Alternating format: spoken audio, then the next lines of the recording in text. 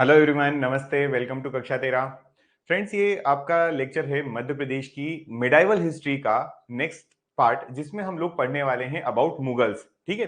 मैंने आपको previous lecture में बताया था कि आपका जो है मिडाइवल हिस्ट्री में आपने अभी तक जैसे गौरी के बारे में पढ़ा, फिर आपने गजनवी गौरी के बारे में पढ़ा, फिर दिल्ली सल्तनत पढ़ी, आपने पूरी दिल्ली सल्तनत खत्म की। जब दिल्ली सल्तनत खत्म हुई थी तो आपने लास्ट लोधी डायनेस्टी बताई थी, और लोधी डायनेस्टी का लास्ट रूलर इब्राहिम लोधी जो है वो लड़ता है बाबर के साथ में, जिसमें उसकी मृत्यु हो जाती है पानीपत का फर्स्ट बैटल। ठीक, वहां तक आपको पता है। देन हमने जो नेक्स्ट लेक्चर देखा था हिस्ट्री का, उसमें हमने ये पढ़ा कि हमारे मध्य प्रदेश के मालवा वाले क्षेत्र में स्वतंत्र मुस्लिम रियासत होती है, मुस्लिम सल्तनत आती है। मुस्लिम सल्तनत जो है वहां पर आपने गौरी वंश को पढ़ा, मतलब गौरी डायनेस्टी को पढ़ा और खिलजी डायनेस्टी को पढ़ा। गौरी के बाद जस्ट खिलजी आए, और खिलजी में एक व्यक्ति आता है जिसका लास्ट नाम आपने बताया बाज बहादुर। 1561 का battle of Sarangpur, previous lecture में हमने बताया कि 1561 में जो बैटल ऑफ सारंगपुर था, इस बैटल ऑफ सारंगपुर में बाज बहादुर जो है वो अकबर के सेनापति आदम खान से हार जाता है, और फाइनली जो है ये मालवा वाला क्षेत्र किसके अधीन हो जाता है? मुगल्स के अधीन हो जाता है। तो अब हमें मध्य प्रदेश में मुगल्स को पढ़ना है। ठीक है, तो चलिए स्टार्ट करते हैं। आपको अभी हम बता देते हैं कि हमारा पूरा कोर्स जो है ये पूरा आपको अवेलेबल होने वाला है कक्षा 13 की एप्लीकेशन पर। ये आपके डेमो लेक्चर्स हैं, और कक्षा 13 पर आपको ये पूरा एप्लीकेशन पूरा कोर्स मिल जाएगा। आप वहां पर जाकर इसको एक्सेस कर सकते हैं। चलिए करते हैं स्टार्ट। मुगल्स इन मध्य प्रदेश, है ना। मुगल्स इन मध्य प्रदेश की जब हम बात करें तो देखते हैं यहां पर। चलिए कैसे, यहां पर आप देखेंगे कि मध्य प्रदेश में मुगल की जो स्टार्टिंग हुई है वो वैसे तो भारत में 1526 में आ जाते हैं, लेकिन एक्चुअल में अगर देखा जाए तो हमको मध्य प्रदेश में जो है वो बाबर का कोई खास रोल दिखाई नहीं देता, और हुमायूं का भी दिखाई नहीं देता। अकबर के आने के बाद ही रानी दुर्गावती के साथ में युद्ध होता है, अकबर का सेनापति लड़ता है। और वैसे ही आपके जो है बाज बहादुर के अगेंस्ट भी लड़ा जाता है। तो अकबर के टाइम से मध्य प्रदेश में ज्यादा मिलता है, लेकिन मैं यहाँ पर आपको पूरी चेन बता देता हूं कि किस तरीके से मुगल्स जो है वो भारत में आए, और उनका कार्यकाल कब से कब तक रहा, या कितने समय तक वो यहाँ पर रहते हैं। तो मुगल्स की अगर हम बात करें तो सबसे पहले एक व्यक्ति का नाम आता है जिसका नाम है बाबर। सबसे पहले एक व्यक्ति आप देखेंगे, इसका नाम है बाबर। ठीक, बाबर जो है, बाबर 1526 में भारत आया था, है ना। इसने पहला बैटल जो है वो 1526 में लड़ा, और ये 1530 तक रहा। ठीक, 1530 में इसकी मृत्यु हो जाती है। बाबर जब खत्म होता है तो इसका बेटा हुमायूं जो है वो शासक बनता है। हुमायूं जो है वो मुगल का जो है वो अगला शासक बनता है, बागडोर संभालता है। हुमायूं के साथ थोड़ी सी ट्रेजेडी हुई, और ट्रेजेडी क्या हुई वो मैं आपको यहां पर समझा देता हूं। हुमायूं जो है वो 1530 में रूलर तो बना, लेकिन पहली बार में ये 1540 तक रह पाया। 1530 में रूलर बनता है, 1540 1540 तक ये रूलर रहता है, और 1540 में इसके ऊपर अटैक होता है, और ये वैसे तो 39 से स्टार्ट हो जाता है, लेकिन 1540 में ये हार जाता है पूरी तरीके से। और यहां पर एक नया व्यक्ति जिसका नाम था सिकंदर, सॉरी, शेरशाह सूरी। शेरशाह सूरी जो होता है वो अपना डायनेस्टी स्टेब्लिश कर लेता है। तो यहां पर आती है सूर डायनेस्टी। क्या आती है? सूर डायनेस्टी। हम इसके बारे में भी देखेंगे कि सूर डायनेस्टी जो है वो क्या थी, कैसी थी। सूर डायनेस्टी जो है वो कब से कब तक रही? तो वो रही 1540 से, मतलब जब उन्होंने हुमायूं को हराया तो मुगल वाला पूरा क्षेत्र किनके पास चले गया? सूर डायनेस्टी के पास चले गया। और 1540 से लगाकर 1555, 15 साल के लिए, 15 सालों तक ये किसके अधीन रहता है? सूर डायनेस्टी के अधीन रहता है। लेकिन 1555 में, अगेन 1555 में हुमायूं जो है वो फिर से सूर डायनेस्टी के रूलर को खत्म करता है। सूर डायनेस्टी के ऊपर अटैक करके फिर से हुमायूं जो है ये अपनी मुगल सत्ता को स्थापित कर देता है। क्या ये बात क्लियर है यहाँ पर? तो फिर से हुमायूं आने वाला है, कब? 1555 में हुमायूं आया, लेकिन हुमायूं की इतनी बड़ी प्रॉब्लम थी, मतलब अनफॉर्चुनेट रूलर रहा कि इसकी 6 महीने के अंदर डेथ हो जाती है। 6 महीने के अंदर ही इसकी क्या हो जाती है?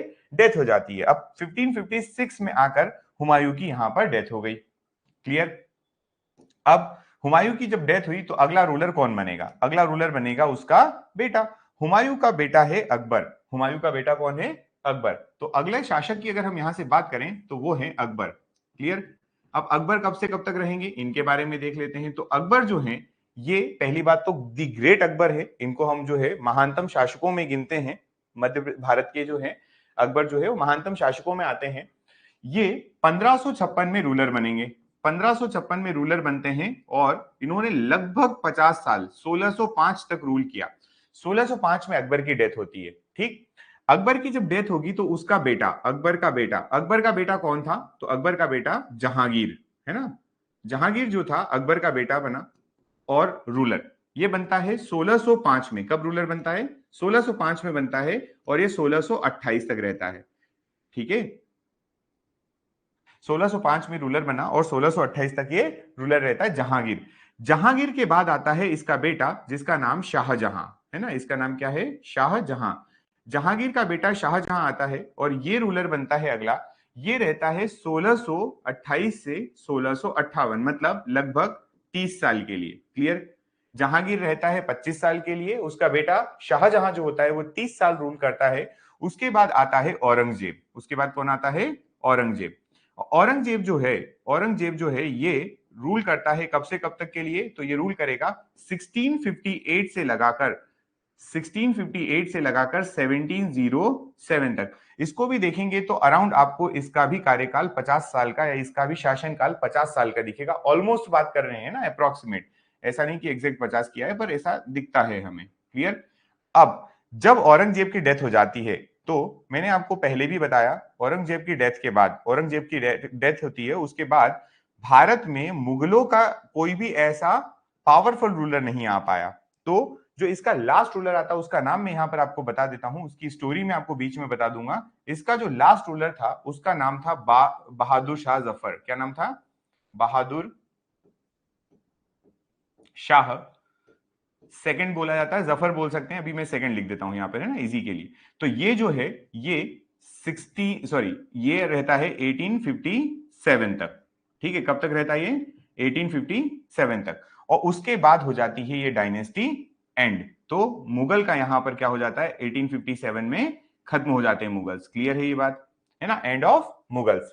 1857 के बाद कोई भी मुगल शासक नहीं आया, भारत में कोई शासक नहीं होता है उसके बाद, फिर ब्रिटिशर्स आ जाते हैं।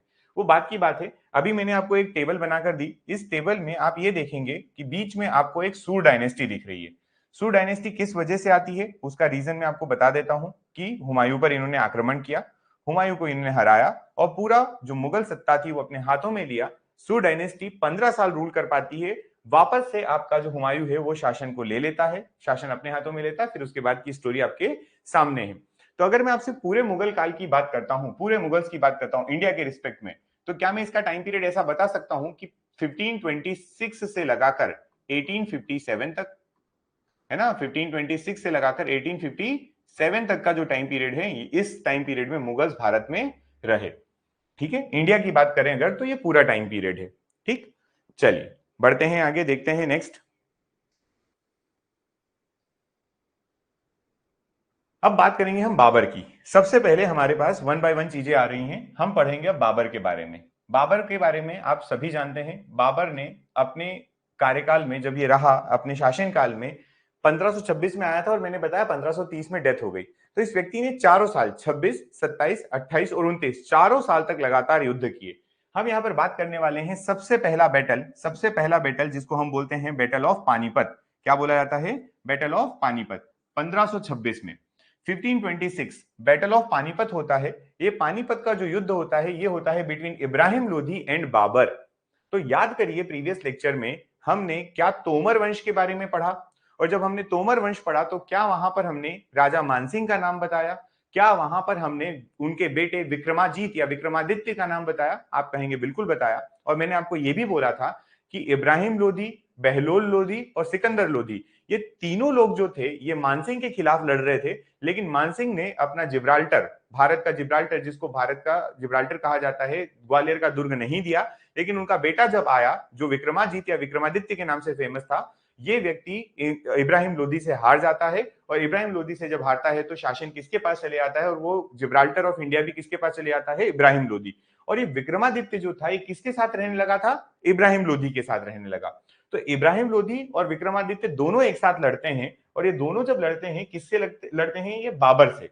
दोनों की लड़ाई किससे होती है? बाबर से होती है। और बात देखिए, दोनों लड़ने के बावजूद भी इस युद्ध में बाबर जीत जाता है। इस युद्ध में जीत किसकी होती है? बाबर की। आप विदाउट अ डाउट यहां पर सीधा याद रखेंगे, हर बार जो है इन चारों युद्ध में जीता कौन है? तो बाबर जीता है। हर युद्ध जो उसने लड़ा भारत में, उसमें बाबर उसको जीत मिली। 1526 समझ में आ गई यहां तक बात। अब इसके बाद नेक्स्ट देखते हैं 1527 का, फिर 28 का देखेंगे।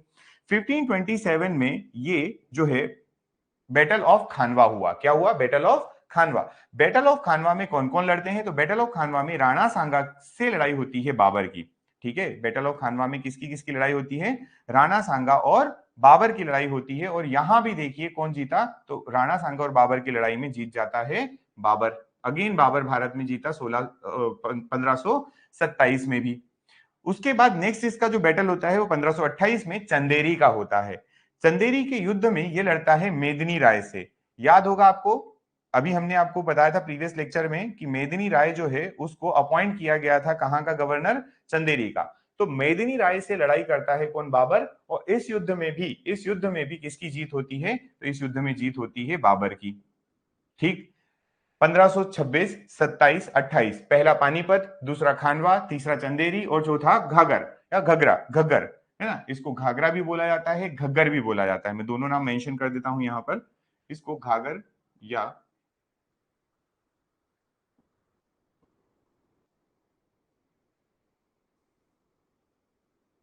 घग्गर कहा जाता है। बैटल ऑफ घाघरा या बैटल ऑफ घग्गर कहा जाता है। ठीक, तो इस युद्ध में जो है, इस युद्ध में ये जो आपका बाबर है ये अफगान आर्मी से लड़ता है। अब अफगान आर्मी कहां से आ गई, कौन आ गई, तो समझिएगा। इसने इब्राहिम लोदी को मारा था। किसको मारा था? इब्राहिम लोदी। इब्राहिम लोदी का चचेरा भाई माना जाता था महमूद लोदी। क्या नाम था इसका? महमूद लोदी। ये महमूद लोदी जो है ये बाबर से लड़ने आता है। बाबर से लड़ने आता है, बाबर के ऊपर अटैक करता है। बाबर के ऊपर अटैक होता है कब? 1529 में। किसके द्वारा? महमूद लोदी के द्वारा। महमूद लोदी के द्वारा अटैक होता है बाबर के ऊपर। लेकिन यहां भी अगर आप देखेंगे तो यहां पर भी बाबर जीत गया। क्लियर है?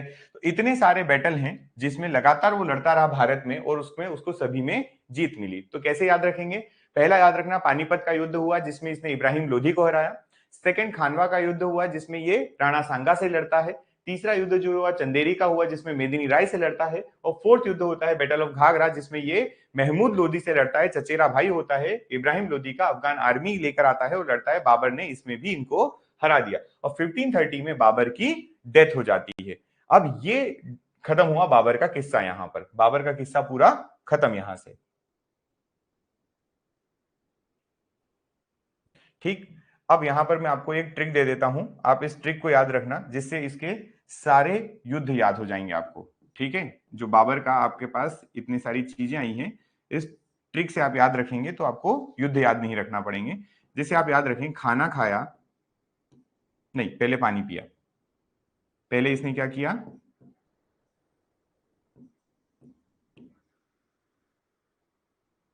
पानी पिया। ठीक, फिर इसने क्या किया? खाना खाया।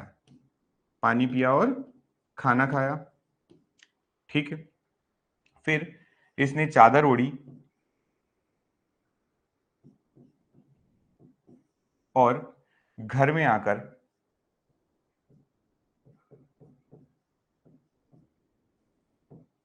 आकर सो गया।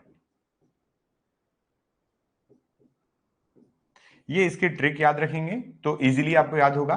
देखो, ईयर तो कोई बड़ी बात नहीं है, 1526 है ना। ईयर तो ऐसे ही हो जाएंगे 1527, 1528, 1529 और 1530। ये हुए इसके बैटल्स। ये क्या है? इसके बैटल है। अब किस किस के खिलाफ लड़ा तो वो भी बात कर लेते हैं। यहां पर इसने किसको हराया? इब्राहिम लोधी। यहां पर कौन हारता है? इब्राहिम लोधी, है ना। वो विक्रमादित्य का नहीं बताया जाएगा क्योंकि वो तो साथ दे रहे थे बस। इसका मेन रूलर कौन था? इब्राहिम लोधी था। उसके बाद खाना खाया, ये खानवा का जो युद्ध था इसमें इसने राणा सांगा को हराया। इसमें युद्ध जो हुआ वो किसके खिलाफ हुआ? राणा सांगा के खिलाफ। ठीक, फिर उसके बाद जो चादर ओढ़ी मतलब चंदेरी का युद्ध, तो चंदेरी में कौन था उस समय? कौन था? तो मेदिनी राय था। तो मेदिनी राय को हराया इसने। फिर उसके बाद आप देखेंगे आपको एक मिलेगा महमूद लोदी, घर में आकर मतलब बेटर ऑफ घग्गर, महमूद लोदी, ठीक है। महमूद लोधी जो था इससे लड़ता है और महमूद लोधी को भी हरा देता है, और खुद उसके बाद अगले ही साल सो गया, मतलब इसकी मृत्यु हो जाती है, ये मर जाता है, बाबर की डेथ हो गई यहां पर, ठीक है। तो आपको ये ट्रिक से याद हो जाएगा पूरा एक ही बार में, क्लियर है। बढ़े आगे, चलिए बाबर तो गया, बाबर के बाद बेटा आता है हुमायूं। हुमायूं जो है, हुमायूं का जो नाम रखा गया था, ये नाम रखा गया था कि जो फॉर्चुनेट होता है, फॉर्चुनेट मतलब जो किस्मत वाला होता है, हुमायूं का मतलब होता है फॉर्चून, हुमायूं का मतलब क्या होता है, किस्मत वाला, फॉर्चून वाला। लेकिन यहां पर थोड़ा सा गड़बड़ है। ये पहली बात तो हुमायूं सबसे बड़ा बेटा था बाबर का, सबसे बड़ा बेटा बाबर का कौन, हुमायूं, है ना, एल्डेस्ट सन ऑफ बाबर। होता यह है कि बाबर इसको ये बोल के गया था कि मेरा जो साम्राज्य है वो अपने भाइयों में डिवाइड कर देना, है ना। बाबर ने इसको क्या कहा था कि मेरा जो साम्राज्य है अपने भाइयों में बराबर बराबर आप बांट लेना। हुमायूं इसके पिताजी की बात मानता है। अब इसके तीन भाई होते हैं, एक होता है कामरान, एक होता है अस्करी और एक होता है हिंदाल, ठीक। कामरान, अस्करी और हिंदाल, ये तीनों भाई और एक खुद हुमायूं, ये चारों जो हैं साम्राज्य का बंटवारा करते हैं, और जब साम्राज्य का बंटवारा होता है तब साम्राज्य के बंटवारे में सेना के साथ साथ में मनी और बहुत सारी रिसोर्सेज जो होते हैं वो डिवाइड होते हैं। तो बस यही बात हुई, बाबर ने सभी चीजें एकजुट करके रखी थी, लेकिन इसको बोला कि अलग कर दो, और इसने ये बात मानी और अपनी पूरी सेना को डिवाइड कर लिया, क्षेत्रों को डिवाइड कर दिया, राजाओं का सहयोग था वो कम हो गया फिर, क्योंकि अलग अलग क्षेत्र अलग अलग रूलर के पास आ गए। तो ये यहां पर चीज चली और इसको बोला गया कि ये हिस्ट्री का मोस्ट अनफॉर्चुनेट रूलर रहा है, ठीक है। हिस्ट्री का माना जाता है, यहां पे जरूर लिखा है कि most unfortunate ruler of Mughal, but ये देखा जाए तो ये पूरे एम्पायर का ही, पूरे अगर आप देखेंगे पूरी की पूरी हमारी हिस्ट्री का अनफॉर्चुनेट रूलर अगर देखा जाए तो यही है। पापा के कहने पे पहले तो इसने क्या किया, कामरान, अस्करी और हिंदाल में जगह को बांट दिया, फिर इसके ऊपर अटैक हुए और अटैक के समय इन भाइयों ने इसकी मदद नहीं की, है ना। तो ये बड़ी दुविधा रही इस व्यक्ति के साथ। हुमायूं जो है पहली बार में रूलर कब बना था, तो ये बनता है 1530 में, 1530 में ये बनता है, बिकेम रूलर, मैं यहां पे लिख देता हूं बिकेम रूलर या सुल्तान, ठीक है, क्लियर। फिर उसके बाद 1540 में लॉस्ट मुगल एम्पायर टू सूर। सूर मतलब इसके ऊपर शेरशाह ने आक्रमण किया था, शेरशाह जीत जाता है, सूर डायनेस्टी का होता है शेरशाह, ठीक है। फिर उसके बाद क्या होता है, ये व्यक्ति 15 लड़ाई करता है और 1555 में वापस आता है, अगेन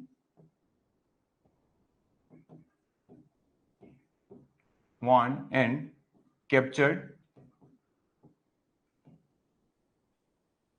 his region, इसने अपने क्षेत्र को वापस जीत लिया, है ना। ये जो सूर डायनेस्टी थी ना, इसका शेरशाह सूरी बहुत ज्यादा खतरनाक होता है, उसके बाद के रूलर इतने ज्यादा फेमस नहीं हुए, ज्यादा प्रभावशाली नहीं हुए, इस वजह से ये फिर हार गए, बाद में हुमायूं फिर से जीता, ठीक। अब हुमायूं के बारे में और बात देखते हैं। इसने 1539 में बैटल ऑफ चौसा लड़ा। 1539 में बैटल ऑफ चौसा किसके खिलाफ लड़ा, तो ये वही सूर डायनेस्टी के खिलाफ लड़ रहा था, बैटल ऑफ चौसा। 1539 में तो जैसे तैसे हुमायूं सफल हुआ वहां से भागने में और अपने आप को बचा लिया। देखो, Humayun marched against Sher Shah and in the battle Sher Shah destroyed the Mughal army and Humayun escaped from there. समझ गए, मतलब बैटल ऑफ चौसा में हुमायूं ने जो आक्रमण किया था शेरशाह के ऊपर, तो शेरशाह ने हरा दिया और वहां से हुमायूं भाग निकला।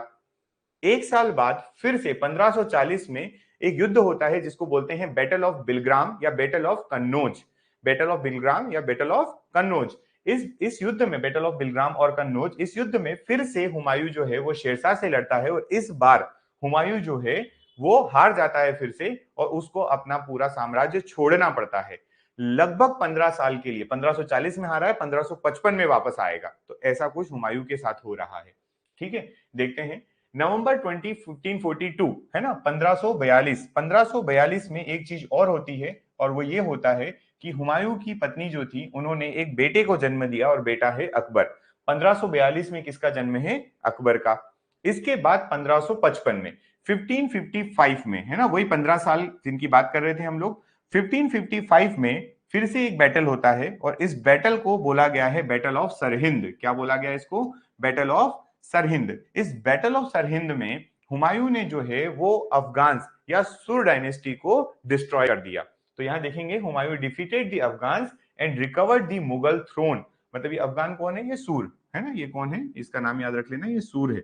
सूर डायनेस्टी की ही बात कर रहे हैं। अफगानों को हराया और वापस से अपना क्षेत्र हासिल कर लिया।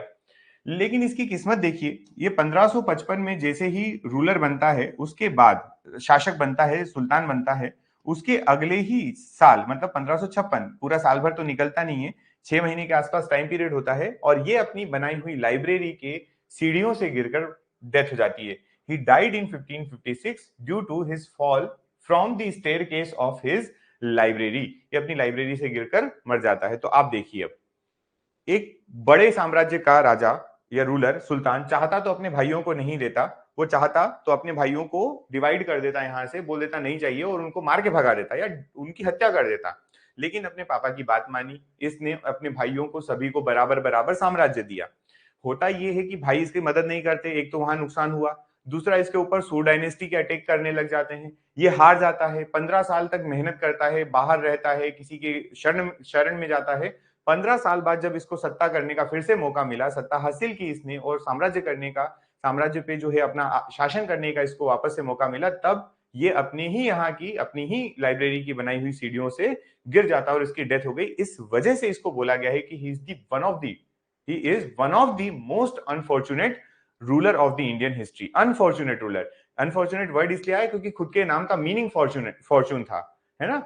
फिर अब हुमायूं जो है ये एस्ट्रोलॉजी में बिलीव करता है, एक पॉइंट लिखा है, ऐसा माना जाता है, हिस्टोरियंस बताते हैं कि हुमायूं 7 दिन में 7 अलग अलग कलर के कपड़े पहनता था। वो मानता था कि एस्ट्रोलॉजी कुछ होती है और कलर में बिलीव करता था बहुत ज्यादा।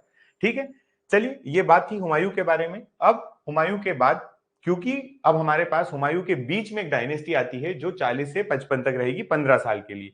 तो एक काम करते हैं, हम इस डायनेस्टी को थोड़ा पढ़ते हैं, देन हम अकबर को पढ़ेंगे। ठीक है, हुमायूं का बेटा अकबर रूलर बनेगा इसके बाद, लेकिन पहले थोड़ा सा इस सूर डायनेस्टी को समझ लेते हैं, देन हम बात करेंगे हमारी वापस से मुगल एम्पायर के बारे में, मुगल एम्पायर के बारे में।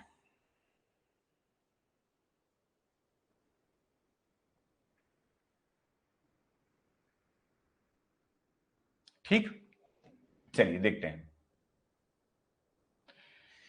किसने स्टैब्लिश की होगी डायनेस्टी। तो जिसने हुमायूं को हराया। किसने हराया हुमायूं को? तो शेरशाह सूरी ने। शेरशाह सूरी जो है इसने हुमायूं को हराया। ये 5 साल के लिए रहता है, 5 साल के लिए शासन आता है इसके पास। 1540 में आता है, 1545 में इसकी डेथ हो जाती है। तो देखो, शेरशाह सूरी जो है इसने स्टैब्लिश की है डायनेस्टी, और इसको फरीद खान या शेर खान के नाम से जाना जाता है। ओरिजिनल नाम इसका फरीद खान है। शेर खान तो इसने, जब ये एक शेर को हराता है, इस वजह से इसको नाम दिया गया था। फरीद खान जो है इसका ओरिजिनल नाम है। ठीक है, फरीद खान। शेर खान और शेरशाह सूरी तो इसके नाम बाद में टाइटल दिए हुए थे। अब यहां पर इसके सिलसिले देखिए, 1542, 1542, 1540 में तो इसने हराया ही हराया, है ना, बेलग्राम चौसा के युद्ध में हराया। और अब उसने 1542 में देखिए, 1542 में इसने मालवा को जीता। 1542 में इसने किसको जीता? मालवा को। 1543 में इसने रायसेन का किला को जब्त कर लिया। फिर उसके बाद 45 की बात करते हैं। देखो, 1540 में तो इसने मुगल को निपटा दिया, 1539 में भी किया था, है ना, दोनों युद्ध, इन दोनों युद्धों में इसने लड़ा और मुगल्स को हटाया, मुगल की जगह खुद बैठा। 1542 में इसने मालवा भी जीत लिया। 1543, 1543 में इसने रायसेन भी जीत लिया। और 1545 में ये पहुंचा था कालिंजर। कहां पहुंचा था? कालिंजर। कालिंजर का किला जो है वो बड़ा खतरनाक था। उसकी दीवार को तोड़ने के चक्कर में इसके पास एक आग्नेय अस्त्र था, इसका एक तोप थी, है ना, उसका नाम था उक्का। उक्का, उस उक्का में कुछ फॉल्ट आ गया और जैसे ये तोप मारने लगा, वहां पर तोप फट गई और इस शेरशाह सूरी की डेथ हो जाती है। शेरशाह सूरी की डेथ के बाद बोला गया इतना ज्यादा खतरनाक था ये व्यक्ति कि ये ऑलमोस्ट कालिंजर जीत चुका था। कालिंजर जीता, लेकिन ये कालिंजर जीतने तक जिंदा रहा, उसके बाद इसकी डेथ होती है। ऐसा मानते हैं कि जब उक्का फट गया उसके बावजूद इसकी सेना ने आक्रमण किया और दूसरे दिन जब कालिंजर पर जीत जाते हैं उसके बाद शेरशाह सूरी की डेथ होती है। ठीक है, तो हम यहाँ पर ये देख रहे हैं शेरशाह सूरी के कुछ घटनाक्रम जिसमें उसने ओरिजिनल नाम फरीद खान या शेर खान है। 1540 की बात करते हैं, इसने स्टेब्लिश की थी डायनेस्टी, है ना। बिलग्राम चौसा का युद्ध करके इसने जीता हुआ था। फिर उसके बाद 1542 में मालवा जीता, 1543 में इसने रायसेन का किला जीता, 1545 में इसने कालिंजर पर आक्रमण किया और लगभग उसको जीत लिया। ये उक्का यहाँ लिखा है मैंने, है ना, इसके बारे में। ठीक, अब यहां से आप एक बात समझना, एक पॉइंट मैंने मेंशन कर दिया यहां पर, इसको आप इंपॉर्टेंट रखेंगे। रायसेन का जो किला है, रायसेन का जो किला है, इस किले के अंदर आपको क्या देखने को मिलेगा? इस किले के अंदर आपको देखने को मिलेगा मोतिया तालाब। क्या मिलेगा? मोतिया तालाब और बादल महल। पूछा जाए मोतिया तालाब और बादल महल कहां है, तो रायसेन के किले में स्थित है। मोतिया तालाब और बादल महल कहां है, तो रायसेन के किले में स्थित है। ठीक है ये बात। चलिए अब नेक्स्ट देखते हैं अकबर हमारा। ठीक है, सीधी सीधी बात करेंगे अकबर की, क्योंकि वो डायनेस्टी तो अब एंड होगी ही, है ना। उसको हरा दिया गया है सरहिंद के युद्ध में। किसने हराया है? वापस से हुमायूं ने हराया है। ठीक है, सिकंदर सूर करके एक रूलर होता है, उसको हराना पड़ता है, हार जाते हैं वो लोग। अब हम देखेंगे अकबर को। जब हुमायूं की डेथ होती है तब अकबर अराउंड 13 ईयर का था। कितने का था? 13 ईयर का। 13 साल का एक बच्चा अब शासक बनेगा जो भारत पर अधिकार करेगा। इस वजह से, एक छोटी उम्र में बनने की वजह से, ये हमारे देश का सबसे यंगेस्ट रूलर रहा है। अकबर जो है वो यंगेस्ट रूलर ऑफ इंडिया रहा है। 13 साल की एज में क्या बन जाता है? ये शासक बन जाता है। 13 साल की एज में किसी को कुछ समझ में तो आना था नहीं। तो यहां पर एक व्यक्ति होता है जिसका नाम होता है बैरम खान। ठीक है, तो यहां पर मैं लिख देता हूं, under the protection of, under the,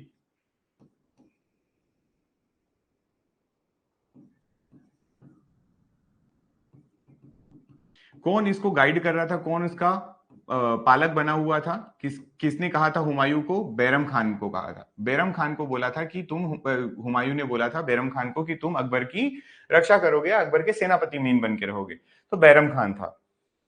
Akbar जिस साल रूलर बनता है 1556, इसी समय एक बैटल होता है, और ये बैटल होता है पानीपत वाले क्षेत्र में, इसलिए इसको बोला गया second battle of Panipat. Second battle of Panipat हुआ 1556 में, बैरम खान वर्सेस हेमू। कौन लड़ता है? बैरम खान वर्सेस हेमू। क्यों? क्योंकि ये युद्ध होता है हेमू वर्सेस अकबर के बीच में, और हेमू वर्सेस अकबर नहीं होगा क्योंकि अकबर तो 13 साल का है, तो अकबर युद्ध करने नहीं जाएगा, अकबर की तरफ से कोई जाएगा। बैरम खान जाते हैं, युद्ध लड़ते हैं। युद्ध में कौन जीतता है? तो युद्ध में जीतता है अकबर। क्लियर? यहां पर हेमू को हार मिल जाती है। 1561, अब मैं केवल आपको मध्य प्रदेश का बताऊंगा और किसी का नहीं बताऊंगा, है ना। मध्य प्रदेश की ही बात करेंगे क्योंकि ये बहुत डीप हिस्ट्री है, इतना में हमको पढ़ना नहीं है, आप केवल मध्य प्रदेश का याद रखें। तो 1561 में एक होता है बैटल ऑफ सारंगपुर। क्या होता है? Battle of Sarangpur. इस बैटल ऑफ सारंगपुर में आदम खान जो है वो मुगल आर्मी लेकर बाज बहादुर से ज्यादा जाता है, और के पास जाता है, युद्ध करता, बाज बहादुर को हरा देता है। ये मैंने आपको प्रीवियस लेक्चर में बताया था कि बाज बहादुर को आदम खान हराएगा। 1561-62 की बात है। देन हमारा 64 में क्या हुआ? 64 में ये जो इसके पास आदम खान था, अब आदम खान के साथ क्या होता वो भी बता देता हूं।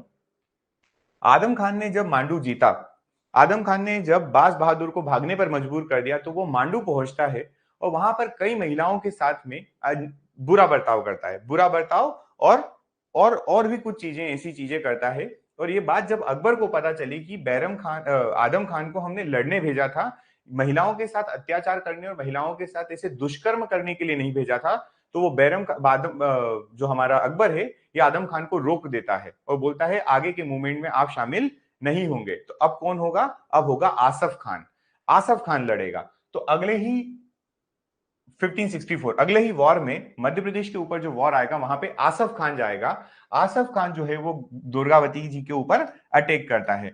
आसफ खान जब अटैक करता है तो रानी दुर्गावती बहुत बहादुरी के साथ इससे लड़ती हैं, और अंततः रानी दुर्गावती जो थी वो हार जाती हैं, है ना। और जब वो हारती हैं तो वो ये, क्योंकि उसको पता था, इनको पता था कि ये जो अकबर के सेनापति हैं ये कुछ भी कर सकते हैं, तो वो क्या करती हैं, खुद के प्राण ले लेती हैं, वो खुद को मार लेती हैं। जहां पर वो खुद को मारती हैं वो जगह का नाम है बरेला, है ना। तो वहां पर उनकी आज भी समाधि है, मैं आगे बताऊंगा आपको। अब 1564 की ही बात करें। 1564 में ही अकबर के एक सेनापति होते हैं जिनका नाम होता है जलाल खान। क्या नाम होता है? जलाल खान। इनको भेजा जाता है रीवा के राजा रामचंद्र के दरबार में। रीवा के राजा रामचंद्र के दरबार में भेजा जाता है 1564 में। क्यों भेजा जाता है? इसलिए भेजा जाता है कि जाइए और वहां पर एक व्यक्ति है जिसका नाम है तानसेन। क्या नाम है? तानसेन। उस व्यक्ति को लेकर आइए। तो जब ये तानसेन को लेने जाता है जलाल खान, तो बिना किसी अपोजिशन के, बिना किसी डिस्प्यूट के राजा रामचंद्र जो होते हैं वो तानसेन किसको दे देते हैं? अकबर को। और इस तरीके से जो तानसेन है वो तानसेन किसके दरबार में पहुंच जाते हैं? अकबर के दरबार में। अदरवाइज तानसेन किसके दरबार में थे? रीवा के राजा रामचंद्र के दरबार में थे। ठीक है, चलिए अब इनकी बात करें तो तानसेन का जो ओरिजिनल नाम है वो क्या है? रामतनु पांडे। नाम याद रखना, तानसेन का जो ओरिजिनल नाम है वो है रामतनु पांडे। अब 1567 की बात करते हैं। 1567 वो युद्ध जिसको लड़ते लड़ते जो आपका शेरशाह सूरी जो है वो खत्म हो गया था, कालिंजर, वो लड़ा, फिर से जीता अकबर ने। ठीक है, कालिंजर का युद्ध हुआ और कालिंजर को जीता किसने? अकबर ने। फिर उसके बाद 1601 में अकबर जो है ये मध्य प्रदेश पर आखिरी आक्रमण करता है, जो इसकी पूरी लाइफ का आखिरी आक्रमण होता है, और वो होता है मध्य प्रदेश के बुरहानपुर में स्थित असीरगढ़ के किले पर। मध्य प्रदेश के असीरगढ़ का किले का अभियान जो था, मूवमेंट जो था, वो अकबर की जिंदगी का आखिरी मूवमेंट था। इसलिए क्वेश्चन ये भी आता है कि अकबर का आखिरी अभियान कौन सा था? तो वो है बुरहानपुर का अभियान या असीरगढ़ का अभियान। असीरगढ़ के किले को इसने जीता। असीरगढ़ के किले को जीता जब वहां पर रूल कर रहा था मीर बहादुर। कौन था वहां पर? मीर बहादुर। ठीक है, तो मीर बहादुर के अगेंस्ट लड़ता है, जीत जाता है, ये बात है 1601 में। 1605 में अकबर की डेथ हो जाती है। 1605 में अकबर की डेथ। तो अगर मैं साउथ इंडिया की तरफ बात करूं तो अभी दिल्ली में अकबर है, ये बात समझ में आती है, मुगल शासन दिल्ली में है, ये बात समझ में आता है। लेकिन साउथ में बात करते हैं हम तो ज्यादा से ज्यादा ये मध्य प्रदेश के बुरहानपुर तक जा पाए थे, उसके नीचे महाराष्ट्र में ये नहीं जा पाते हैं। उनकी बात अभी हम करेंगे। चलिए, ये अकबर की बात हुई। अब आगे बढ़ते हैं। अकबर की डेथ होने के बाद हम यहाँ पर, अच्छा चलिए अकबर के 9 रत्नों के बारे में थोड़ा पढ़ते हैं, देन हम आगे मूव करेंगे। अब आपको पता है हिस्ट्री में 2 लोगों के पास 9 रत्न थे। 2 लोगों के पास 9 रत्न थे। एक कौन थे? एक थे आपके विक्रमादित्य। मैंने विक्रमादित्य जी की पूरी स्टोरी आपको बता दी। विक्रमादित्य जी जो हैं वो 2 विक्रमादित्य हैं, ये भी मैंने आपको बताया। एक जो है वो गर्दभिल्ल डायनेस्टी के हैं, ये भी मैंने आपको बताया प्रीवियस हिस्ट्री में, गर्दभिल्ल डायनेस्टी के विक्रमादित्य है ना। गर्दभिल्ल डायनेस्टी के गंधर्व सेन, इसके वो कौन है? गंधर्व सेन। क्या लिखा है मैंने? गंधर्व सेन जो है फाउंडर हैं, और गंधर्व सेन की जो है पत्नियां जो थी, गंधर्व सेन की जो पत्नियां थी, उन पत्नियों से जो संतानें थी वही नवरत्न बनती हैं, है ना। ऐसा भी नाम मिलते हैं, जो नवरत्न के नाम मिलते हैं उनका टाइम पीरियड, उनकी बात कर रहे हैं, ये अकबर वाले की नहीं। ये तो बहुत अनडिस्प्यूटेड है, अकबर वाले सब अनडिस्प्यूटेड है, डिस्प्यूट तो इधर था, ये जो मैंने आपको ऑलरेडी बता दिया है। अब हम पढ़ने जा रहे हैं अकबर के 9 रत्न। 9 रत्न अकबर के कौन कौन थे वो देखते हैं। देखिए, अकबर के 9 रत्नों में देखें तो क्या क्या, इधर आपके रत्न और इधर इनके रिलेटेड फैक्ट लिखे हुए हैं। सबसे पहले एक व्यक्ति का नाम याद रखें, अबुल फजल। अबुल फजल बहुत इंपॉर्टेंट। अबुल फजल जो है इसने अकबरनामा लिखी है। क्या लिखी है? अकबरनामा। इंपॉर्टेंट है। अकबरनामा किसने लिखी? तो वो लिखी है अबुल फजल ने। ठीक है। दूसरा, ये जो है वो ग्रैंड वाइजर, मतलब सबसे ज्यादा जो सजेशंस जो देता है ना, जो सुझाव देने वाला व्यक्ति है वो था अबुल फजल, और यही प्राइम मिनिस्टर भी था। ये नहीं आता है, बस आपको इतना याद रखना है कि अबुल फजल कौन था? 9 रत्नों में से एक था, चीफ एडवाइजर था, और अकबरनामा इसने लिखी है। ठीक है, चलिए इसके बाद आता है फैजी। अगला कौन है? फैजी। ये फैजी कौन था? तो फैजी के बारे में देखें, ये एक कवि था। फैजी कौन था? कवि। ठीक, तो यहां पे देखते हैं, पढ़ते हैं। अकबर्स पोएट, देखिए है ना, पोएट था, एजुकेशन मिनिस्टर था अकबर का, और मेंटर था शहजादों का। जो इनके बेटे थे, अकबर के जो बेटे थे, शहजादे जो थे, उनको उनका मेंटरिंग का काम कौन करता था? तो उनका मेंटरिंग का जो काम करता था वो फैजी करता था। ठीक है, क्या ये बात क्लियर? एक सेकंड, है ना।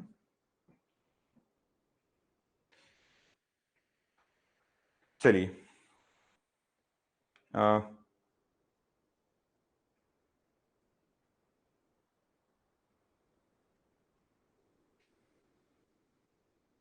ठीक, अगला देखते हैं तानसेन। तानसेन अभी मैंने आपको बताया, ये आता है, व्यक्ति होता है रामतनु पांडे, मतलब हिंदू है, सिंगर है, और इसने फिर क्या है, कन्वर्ट हो गया था इस्लाम में, और ये बनता है कल्चरल मिनिस्टर और सिंगर। सिंगर तो है ही, कल्चरल मिनिस्टर बनता है, सांस्कृतिक मंत्री बनता है, ठीक है। चलिए, उसके बाद आता है बिरबल। बिरबल की भी स्टोरीज आपने सुनी, बहुत फेमस व्यक्ति है बिरबल जो है वो, ये इसकी विटिनेस की वजह से बहुत फेमस था और ये फॉरेन मिनिस्टर था अकबर का, है ना, फॉरेन मिनिस्टर था ये। क्लियर। चलिए, उसके बाद ये कितने हो गए, 1 2 3 4, अभी 5 और देख लेते हैं, ये आपके 5। अगला है टोडरमल। टोडरमल बहुत फेमस, ये फाइनेंस मिनिस्टर है। कौन है ये, फाइनेंस मिनिस्टर। टोडरमल के बारे में बोला जाता है कि ये उस समय का पटवारी था, है ना, उस राज्य का। अगर कोई किसी को पटवारी बोला जाता तो पटवारी साहब कौन थे, वो थे टोडरमल, ठीक है। मुगल दरबार में रहने वाले पटवारी साहब टोडरमल, ठीक है। चलिए, उसके बाद आते हैं राजा मान सिंह। बहुत फेमस व्यक्ति, हिंदू था लेकिन मुगल आर्मी का चीफ था ये, और बहुत ही ट्रस्टेड जनरल था अकबर का, राजा मान सिंह। क्लियर है। फिर आते हैं अब्दुल रहीम खाने खाना। अब्दुल रहीम खाने खाना जो थे ये डिफेंस मिनिस्टर थे, डिफेंस मिनिस्टर, ठीक है। उसके बाद फकीर अजाउद्दीन। फकीर अजाउद्दीन जो थे रिलीजियस मिनिस्टर बनते हैं, और मुल्ला दो प्याजा जो हैं वो होम मिनिस्टर होते हैं अकबर के। तो आपको ये सब चीजें कम याद रखना है, आपको केवल ये ध्यान रखना है कि नाम क्या थे, ठीक है। नाम देखें आप तो आपको अबुल फजल के बारे में याद रखें, अकबरनामा, आईने अकबरी। आईने अकबरी भी किसने लिखी है,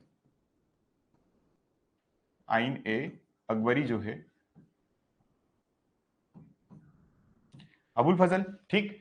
फेजी के बारे में कि ये मेंटर था शहजादों का, एजुकेशन मिनिस्टर। तानसेन आपको पता है इनने राग गाए थे, दीपक राग, है ना। एक क्वेश्चन पूछा जाता है कि कौन दीप राग, किस सिंगर की दीप राग गाते हुए मृत्यु हो गई थी, तो वो तानसेन ही तो थे, जो दीप राग गाते हुए जिनकी डेथ हो जाती है ना।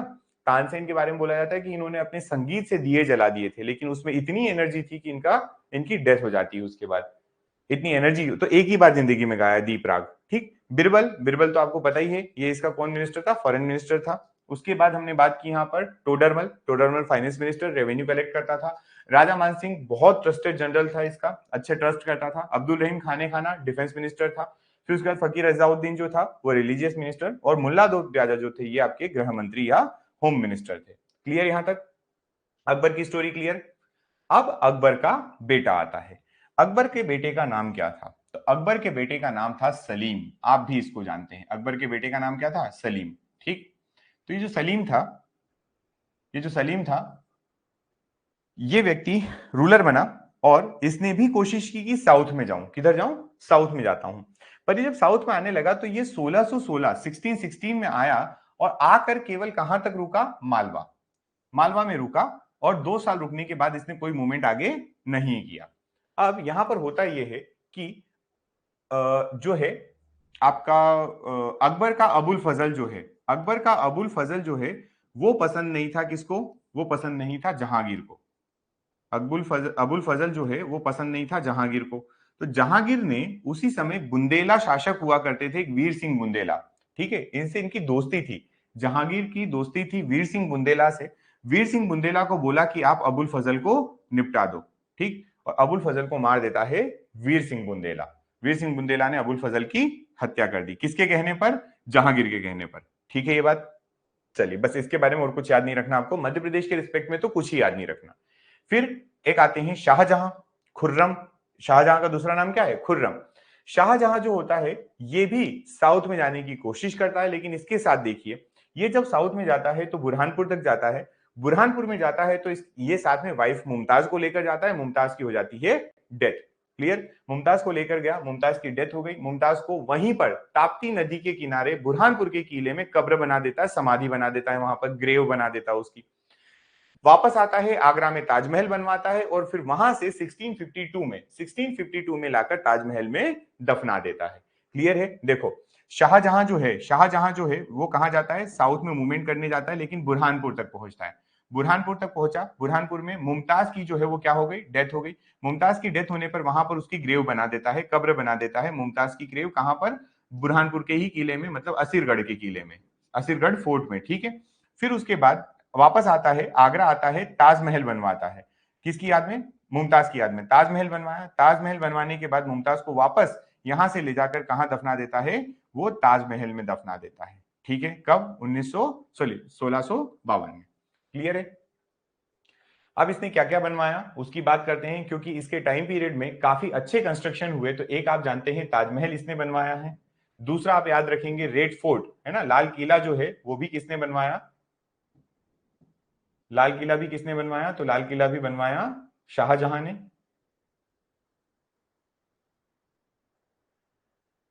और फिर अब बात करें जामी मस्जिद, एक मस्जिद की बात करते हैं यहां पर। जामी मस्जिद किसने बनवाई? तो जामी मस्जिद भी बनवाई शाहजहां ने। तो ये इसके कंस्ट्रक्शन आप याद रखेंगे, है ना। ये किसके किए हुए हैं?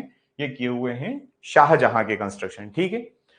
शाहजहां का बेटा, शाहजहां का बेटा होता है औरंगजेब। औरंगजेब का नाम औरंगजेब भी है, आलमगीर भी है और जिंदा पीर भी है, ठीक है।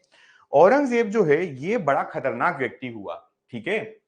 ये क्या करता है औरंगजेब जो है ना, औरंगजेब के जो भाई थे, इसके भाई थे दारा शिको, है ना, हिंदाल वगैरह जो इसके भाई थे, उनको ये मार देता है। औरंगजेब मारता है और अपने पिताजी को ये कैद कर देता है।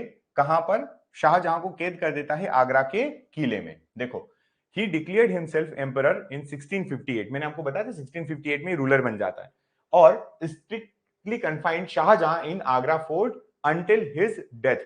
जब तक इसकी डेथ नहीं हो जाती शाहजहां की, तब तक ये कैद करवा के रखता है। इसको इस बात का बेकार बुरा लगा था कि यार मुमताज के लिए तुमने ताजमहल बनवा दिया, है ना, जबरदस्ती के पैसे खर्च, जो अब है भी नहीं। इस वजह से ये क्या करता है, ये ये अपने पिता को कैद कर लेता है।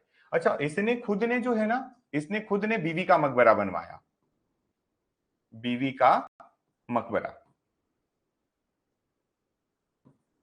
ठीक है। इसने बीवी का मकबरा बनवाया। और ये बीवी का मकबरा जो है वो कहां है? तो ये है औरंगाबाद में,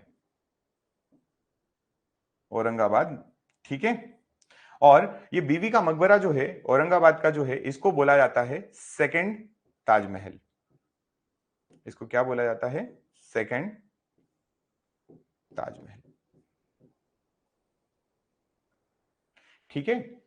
चलिए, तो हम बात कर रहे थे इसके बारे में, किसके बारे में? हमारे औरंगजेब के बारे में। तो औरंगजेब ने क्या क्या करवाया उसकी बात करेंगे यहां पर। अरे यार,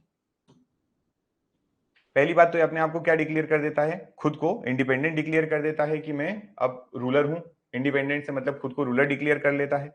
दूसरा, अपने पिता को कैद करवा के रखता है। तीसरा, 1661 या 64, है ना, यहां पर थोड़ा सा ऐसा है कि ये डेट जो है ये थोड़ी सी मिसमैच हो रही है। मिसमैच इसलिए हो रही है कि अलग अलग जगह इसके अलग अलग आंसर मिल रहे हैं। तो 1661 या 64 आप जो याद रख सकें याद रखें, कोई दिक्कत नहीं है मुझे, आएगा नहीं क्योंकि ये इसमें ये एक ओरछा के राजा चंपत राय पर आक्रमण करता है। किस पर आक्रमण करता है? चंपत राय पर। और चंपत राय इतना डर जाता है औरंगजेब से कि वो खुद सुसाइड कर लेता है, ठीक है। देखो लिखा है, Orchha king Champat Rai commit suicide when he was attacked by Aurangzeb. Aurangzeb के डर से चंपत राय खुद क्या कर लेता है? सुसाइड कर लेता है, ठीक हो गया। 1707 में औरंगजेब की डेथ हो जाती। तो इसकी डेथ के साथ में दो चीजें हुई, और वो क्या क्या हुई उनको समझते हैं। एक तो ये कि एक छत्रसाल रूलर होते हैं बुंदेला डायनेस्टी के, वो अपने आप को इंडिपेंडेंट डिक्लेयर कर देते हैं, है ना। बुंदेला रूलर छत्रसाल जो होते हैं वो अपने आप को डिक्लेयर करते हैं। और आगे चल के हिस्ट्री में आपको भोपाल के स्टेब्लिशर के रूप में दोस्त मोहम्मद खान का नाम मिलेगा। दोस्त मोहम्मद खान भी बाज बहादुर के साथ में, सॉरी आपका ये औरंगजेब का सेनापति था। तो जब औरंगजेब की डेथ होती है तो वो भी एक तरीके से अपने आप को इंडिपेंडेंट कर लेता है, ठीक है। ये बात तो देखो, दो तीन चीजें औरंगजेब के बारे में याद रखें। पहली बात तो ये रूलर बना, इसने छत्रसाल सॉरी आपने ओरछा किंग किसके ऊपर? चंपत राय के ऊपर आक्रमण किया, चंपत राय ने सुसाइड कर लिया। 1707 में औरंगजेब की डेथ हो जाती है। तब छत्रसाल जो होते हैं, बुंदेला रूलर जो होते हैं, वो अपने आप को इंडिपेंडेंट डिक्लेयर कर देते हैं। इसी के साथ में दोस्त मोहम्मद खान जो होता है, वो औरंगजेब का जो दोस्त मोहम्मद खान जो उसका सेनापति था, वो भी अपने आप को इंडिपेंडेंट डिक्लेयर करके भोपाल की स्थापना करेगा कुछ समय बाद, ठीक। अब यहां से हम देखते हैं लास्ट रूलर ऑफ डायनेस्टी। किसको देखेंगे? Last ruler. बीच के सारे छोड़ दिए, है ना। क्यों छोड़ दिए? क्योंकि वो कोई खास काम के नहीं है। सभी की सभी जो हैं वो कैसे हैं? एक तरीके से निरंकुश है। कोई उनको स्वेच्छाचारी है, उनको कोई काम नहीं है, उनको कोई लेना देना नहीं, एक्सपांशन से कोई लेना देना नहीं, कुछ भी नहीं। अंग्रेज आ रहे हैं, आने दो। भारत पे आक्रमण कर रहे हैं, करने दो। भारत का सामान ले जा रहे हैं, ले जाने दो। हमें उनसे नहीं लड़ना है, हमें केवल अपने रेड फोर्ट में रहना है। खाने को मिल जाए, दासियां मिल जाए, हम पड़े रहेंगे। बिल्कुल वैसा वाला सीन था। सबको छोड़ो, आखिरी आपको देखना है, एक व्यक्ति है जिसका नाम है बुड्ढू अंकल बहादुर शाह जफर। बुढ़ा हो गया है बिल्कुल, 1857 की बात है। 1857 में जब रिवोल्ट हुआ, 1857 की जब क्रांति होती है, तो उस क्रांति में इस बहादुर शाह जफर को लीडर बनाया जाता है इंडिया का, ठीक है। और इसीलिए इस व्यक्ति को अंग्रेज कैद कर लेते हैं। जब 1857 की क्रांति फेल होने को हुई तो बहादुर शाह जफर को कैद कर लिया गया, रंगून भेज देते हैं और 5 साल बाद इसकी वहां पर डेथ हो जाती है। तो देखो यहाँ पर लिखा हुआ है, Bahadur Shah Zafar second was the last ruler of the Mughal empire. He was captured by the Britishers in 1857 and sent to Rangoon, है ना, बर्मा में है, वेयर ही डाइड इन 1862। 1862 में इसकी डेथ होती है, खत्म हो जाता है। और जैसे इसको कैप्चर करते हैं 1857, तो यहीं पर बोल दिया जाता है, ब्रिटिशर्स जो होते हैं वो ये डिक्लेयर कर देते हैं कि आज के बाद कोई भी मुगल शासक नहीं बनेगा, मुगल सत्ता का भारत में अंत है, अब मुगल आगे कोई भी रूलर अपना नहीं बता पाएंगे, नहीं सुल्तान बनेगा कोई। तो भारत में इस तरीके से मुगल का भी पूरा आधिपत्य खत्म हो जाता है। क्या आपको मध्य प्रदेश के इतिहास की ये जो पूरी मुगल वाला जो पार्ट है ये समझ में आया? हमने क्या किया, हमने स्टार्ट किया बाबर से, बाबर के युद्ध देखे, देन हमने हुमायूं के बारे में बताया, हमने बताया कि हुमायूं कैसे अनफॉर्चुनेट रूलर रहा है। हुमायूं के बारे में बताने के बाद हमने उसके बेटे के बारे में, सूर डायनेस्टी के बारे में पहले बताया, सूर डायनेस्टी के सिकंदर सूरी के बारे में पढ़ा, शेर शाह सूरी के बारे में पढ़ा, देन उसके बाद अकबर के बारे में पूरा पढ़ा, अकबर के नौरत्न देखे, अकबर के मालवा पर जो आक्रमण हुए उनको देखा, गोंड शासी का दुर्गावती के ऊपर जो आक्रमण हुआ वो देखा, असीरगढ़ के किले को जीता वो देखा। फिर हमने बोला उसका बेटा जो है वो मालवा गया, 2 साल रुका, मतलब जहांगीर की बात कर रहे हैं। फिर शाहजहां आता है, शाहजहां बुरहानपुर तक आता है, लेकिन मुमताज की डेथ हो जाती है, वापस आगरा चले जाता है, ताजमहल बनवाता है, रेड फोर्ट बनवाता है, जामी मस्जिद बनवाता है। उसके बाद उसका बेटा औरंगजेब, औरंगजेब जो आता है ये भी साउथ में बहुत कोशिश करता है ना, साउथ में बहुत कोशिश करता है, लेकिन 25 सालों की कोशिश के बाद भी शिवाजी महाराज और महाराष्ट्र की जो सेना थी उसने इसको आगे नहीं जाने दिया। और ये बड़े पछतावे के साथ कहता है कि मेरे जीवन के आधा जीवन काल या फिर पूरा मेरा जो काल है वो इस साउथ के विजय ने पूरा मुझे खत्म कर दिया। मतलब ये कभी भी साउथ जीत नहीं पाया, मुगल साउथ में नहीं जा पाए।